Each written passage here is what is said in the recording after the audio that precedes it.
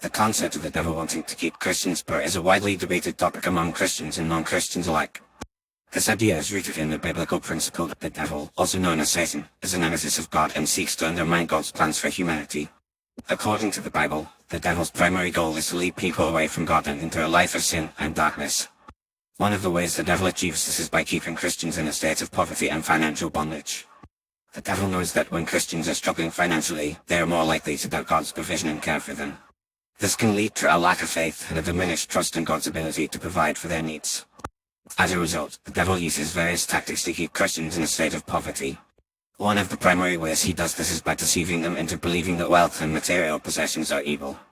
This mindset can lead Christians to reject the idea of financial prosperity and instead embrace a life of poverty and simplicity. However, this mindset is not supported by the Bible.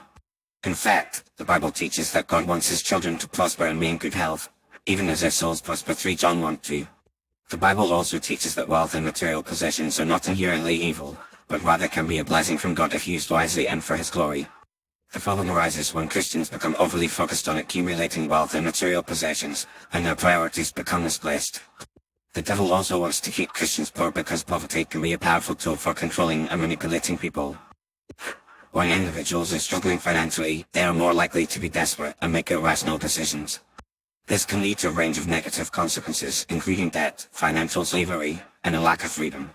The devil uses this to his advantage, as he knows that a Christian who is struggling financially is more likely to compromise their values and principles in order to make ends meet. Furthermore, the devil wants to keep Christians poor because poverty can limit their ability to fulfill their God-given purpose and calling.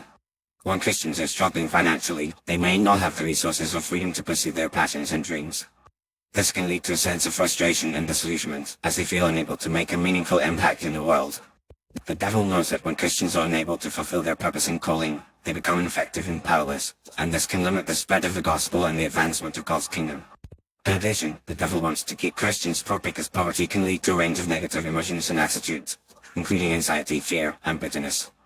These emotions can be toxic and can lead to a range of negative consequences, including strained relationships, poor physical and mental health, and a lack of joy and fulfillment. The devil knows that when Christians are consumed by these negative emotions and attitudes, they are less likely to experience the peace, joy, and contentment that comes from trusting in God's provision and care. In conclusion, the devil wants to keep Christians poor because it serves his purposes and undermines God's plans for humanity.